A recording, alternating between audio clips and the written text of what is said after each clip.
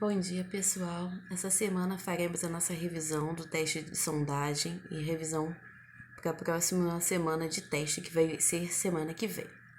Então, a gente vai fazer uma revisão, vendo as questões que a gente trabalhou nos capítulos 5, 6, 7, 8, 9 e 10. Tudo que a gente viu até agora, nas aulas online. Lembrando que essa semana não teremos atividades, porém tem uma para vocês treinarem para a semana seguinte, que é o formulário. Então, treinem no formulário, que semana que vem o teste vai ser pelo formulário do Google Classroom. Então, não vai valer nota, é só mesmo para vocês aprenderem a mexer, porque semana que vem todas as provas, todos os testes serão nesse esquema. Então, treinem, aproveitem o dia de hoje para poder treinar essa parte. Então, vamos lá. A gente trabalhou do capítulo 5 ao capítulo 10. A primeira questão é do capítulo 5, falando sobre as misturas heterogêneas. Então, a questão 1 nos pede: nas estações de tratamento, a água recebe produtos químicos que juntam os grãos, então a partícula sólida, de areia, formando os agrupamentos. Como essas partículas são maiores e mais densas, ou seja, pesadas, vão se depositando aos poucos no fundo do tanque. Então, a gente tem um tanque, as partículas sólidas, elas descem e ficam no fundo. Em uma técnica chamada... Então, a única técnica que a gente viu que as partículas sólidas, por densidade, peso, elas descem, é a decantação. Por quê? A decantação, a gente tem a partícula sólida, após um tempo, descendo até o fundo do recipiente. Então, a resposta da primeira questão é a letra B. Então, uma questão simples, sem muito mistério. A questão 2, a gente pega os conceitos do capítulo 6, que é de misturas homogêneas. O petróleo é um líquido escuro, como o nome dele já diz, que tem uma característica de ser homogênea. Então, a questão 2 nos pede: quando o petróleo bruto chega às refinarias, passa por um processo que resulta na separação dos seus diversos componentes. Aí que os componentes, gasolina, querosene e óleo diesel. Qual é o processo utilizado nas refinarias para a separação dos componentes do petróleo? Lembrando que misturas homogêneas, a maioria vai trabalhar com aquele ponto de ebulição, ou seja, é o ponto que qualquer substância ela passa do estado líquido para o estado de gás, estado gasoso. Então, a maioria das técnicas das misturas homogêneas trabalham nesse princípio.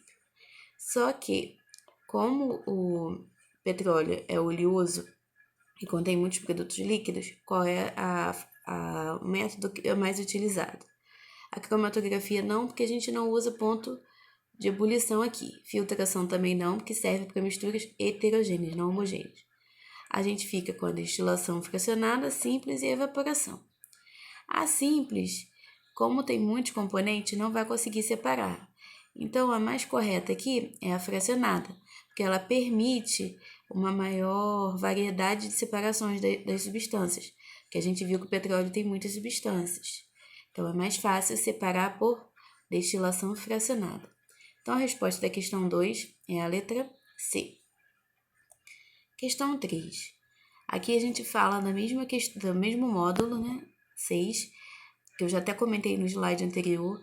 Assinale a propriedade da matéria que permite a separação dos componentes do petróleo por destilação fracionada. Lembra que eu falei que o petróleo é uma mistura homogênea, ou seja, ela tem uma característica só? O que vai acontecer com o petróleo? A maioria das técnicas e das misturas homogêneas vai trabalhar com aquele ponto que vira do líquido para o gasoso. Qual é o nome desse ponto? Ponto de ebulição. Então, misturas homogêneas como o petróleo, a maioria das técnicas vão trabalhar com essa propriedade aqui, ponto de ebulição. Então, a resposta da questão 3 é a letra A. A questão 4, a gente ainda está falando do petróleo, a gente está avançando nos capítulos, nos pede que a gente assinale a alternativa que indica somente exemplos de combustíveis fósseis. Combustíveis fósseis são aqueles originados há milhões de anos devido à deposição de matéria e aí daqueles fósseis, né, que são milhares de anos, já são considerados fósseis, que se depositaram, foram comprimidos e aí viraram esses combustíveis. Os combustíveis fósseis, na maioria das vezes, são materiais poluentes, então, só para relembrar isso. Então, a única alternativa que a gente tem, a energia não tem nada a ver com combustível fóssil. Ele pode ser oriundo deles, mas não é o combustível fóssil, não é exemplo. Então, a gente descarta a C e a D. Aí aqui, carvão mineral e energia solar. Energia solar também não, porque a gente não tem a queima desses combustíveis ou a gente usa esses combustíveis para gerar energia solar. Energia solar só requer o calor do sol. Então, por descarte, a gente já descarta essas três. Vamos ler a primeira. Petróleo é combustível fóssil? É. Carvão mineral também é combustível? Sim. E o gás natural também entra como combustível fóssil. Então, a resposta da questão 4 é a letra A. Questão 5.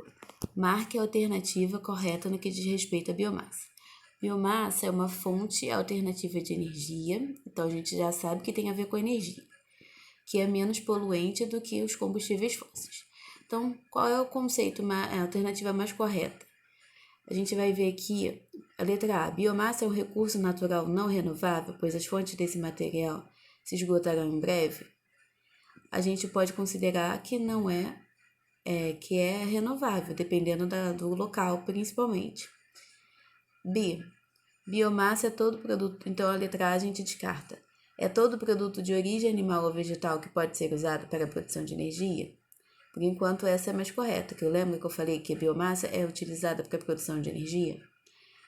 C. O carvão mineral é um exemplo de biomassa? Não, porque a gente já viu no slide anterior que o carvão mineral é um combustível fóssil. D. A queima de biomassa não libera gases para a atmosfera? Lembrando que toda queima, que a combustão vai liberar gases, mas a gente normalmente não queima biomassa, então a letra D não tem nada a ver com a questão da biomassa, que é uma fonte alternativa de energia. Então a mais correta nesse caso é a letra B. Biomassa é todo produto de origem animal ou vegetal que pode ser usada para a produção de energia. Questão 6. Assinale a alternativa correta sobre a constituição das células. Lembrando que as células têm características comuns, elas são diferentes, né? A gente tem células eucariontes e procariontes, mas elas têm como estruturas, organelas comuns, qualquer célula vai ter isso. Então vamos lá. Letra A. Todas as células apresentam parede celular, membrana plasmática e lisossomos? Membrana plasmática e lisossomos, né? Ok, mas parede celular não é toda célula que vai possuir. A gente só vai ter parede celular nos vegetais. Então, a letra A não é de todas as células, porque aqui só vai pegar as células vegetais. B. Todas as células apresentam membrana plasmática, ribossomos, citoplasma e material genético? Até que nos prove o contrário, todo mundo tem membrana plasmática, ribossomos para produzir proteína, citoplasma, que é o meio, né, onde ficam as organelas, e material genético, né, que todo mundo tem DNA ou RNA. Então, a princípio, a mais correta é a D. Vamos ver por que a C não é. Todas as células apresentam membrana nuclear, ribossomos e citoplasma? Como eu falei, ribossomos e citoplasma, ok. Só que membrana nuclear, as células procariontes, lembra que não tem aquele núcleo, tem membrana nuclear? Não tem. Então, se não tem, nem é de todas as células. A gente exclui as células das bactérias, então nem todas as células vão ter membrana nuclear. As células não apresentam estruturas incomuns? Não, é errado, a gente tem estruturas incomuns. Quais são as estruturas incomuns, inclusive?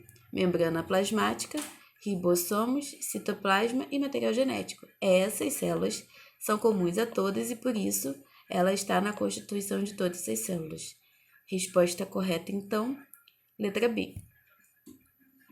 Questão 7. Marque todos os componentes que diferenciam uma célula eucarionte animal de uma célula vegetal.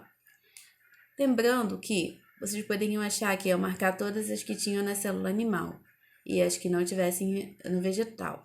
Só que aqui a gente não tem uma que só tenha no animal. A gente não tem, por exemplo, o centríolo, né? Então aqui a gente vai ter essa questão, vai trabalhar com o que a gente vai achar nas células vegetais. Então, o que a gente tem na célula vegetal que não tem na célula animal? Parede celular, plastos e vacúolos. Então, nesses 3 componentes, a gente vai encontrar nos vegetais, mas não vai encontrar nas células animais. Então, as alternativas que eram para serem marcadas eram só essas 3. Se eu tivesse uma que só pertencesse ao animal, vocês poderiam ter essa opção também, mas eu não coloquei. Mitocôndria, membrana plasmática, lisossomos, peroxissomos e núcleo tem nas 2. Questão 8. Então, a gente está avançando nos módulos, a gente já está indo para a apostila 2, né, que é a parte de células, sobre a função das mitocôndrias. Marque a alternativa correta. Mitocôndria sempre é a organela que vai nos fornecer energia.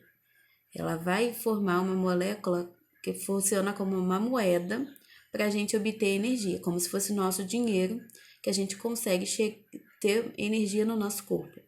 Então, não tem a ver com digestão, não tem a ver com ataque dos invasores, ela não tem a ver com... Então, se não tem a ver com digestão, a gente vai descartar a E e a A proteção a C. E o que a gente vai ter? A gente vai ter, ela não vai fornecer energia à célula, basicamente, por um processo chamado de respiração celular. Então, a letra B é a que condiz com a função da mitocôndria. Mas vocês vão perguntar, mas a D é parecida. Então, vamos ler a D. Realizam respiração celular. Até aí, tudo bem, a mitocôndria faz. Para fornecer oxigênio à célula? Não, a respiração celular, ela não fornece oxigênio à célula. A respiração do pulmão, que aí a gente já está trabalhando uma coisa maior, né? Pulmão é um órgão, fornece oxigênio. Mas a respiração da célula, que é uma coisa pequenininha, vai fornecer energia. Então, a diferença aqui, por causa da palavra oxigênio, não é a D, é a letra B. Questão 9. A organela citoplasmática responsável pela secreção de substâncias no corpo dos animais é... Então, nos animais, presta atenção, a gente tinha 2 opções aqui que secretam substâncias. Mitocôndria, a gente já viu que faz o quê? Produz energia, né, para a célula. Retículo endoplasmático liso tem a ver com produção de gordura. Então, está produzindo, não está secretando, que é aqui, eliminando. Lisossomo faz a digestão da célula. Então, não é nenhum desses 3 que eu falei. Agora, plasto e complexo golgiense, ou complexo de Golgi. Os 2 podem secretar substâncias. Porém, eu falei que é no corpo de quem? Animais. O plasto está no corpo animal? Então, vou voltar para a questão 7. Não. Lembra que eu falei que plasto está presente em células vegetais? Então, aqui na questão 9, ele pode secretar? Sim, mas ele está no corpo dos vegetais, não dos animais. Então, por descarte, quem secreta substâncias no corpo dos animais são o complexo de Golgi, ou Golgiense. Então, a resposta é a letra A. Para a gente fechar essa revisão, a gente tem aqui, complete as frases com o termo cloroplasto, citoplasma, viva, vacúolo, membrana plasmática, citosol, parede celular. A gente já viu algumas coisas, né, nas questões anteriores, e a gente só vai fechar, né, nesse exercício, nessa questão. A célula é a menor parte, o que fica mais correto? Viva, que compõe os organismos. Se a gente for ver que a célula forma tecido, que forma órgãos, que vão formar sistemas e um organismo, ela é a menorzinha porque ela só pode ser vista no microscópio. Então, a menor parte do nosso corpo viva é chamada de célula. Então, aqui a resposta é viva. Então, a gente já riscaria o vivo aqui para a gente continuar. As células são envolvidas, todas as células aqui. Como ela não está especificando, a gente vai usar o quê? Membrana plasmática, porque é uma estrutura comum a todas as células. Parede celular também envolve? Sim, mas ele não está falando que é a célula vegetal. Como é geral, é a membrana plasmática. Continuando, C. As células são preenchidas com uma solução gelatinosa, que é o quê? Como se fosse uma gelatina, chamada de citosol, que é como se fosse essa gelatina que preenche a célula, como que eu já tinha falado nas aulas, que forma a região interna da célula. A membrana está por fora, por dentro a gente tem o quê? O citoplasma. Então, o citoplasma fica no meio da célula e é preenchido por esse líquido aqui chamado de citosol. Além do citosol, a gente tem quem? As organelas. Então, a C, citosol e citoplasma.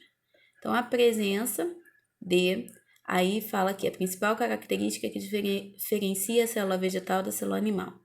Essa resposta aqui da 10 respondia 7. Então, prestem atenção nas questões, que às vezes uma ajuda a responder a outra.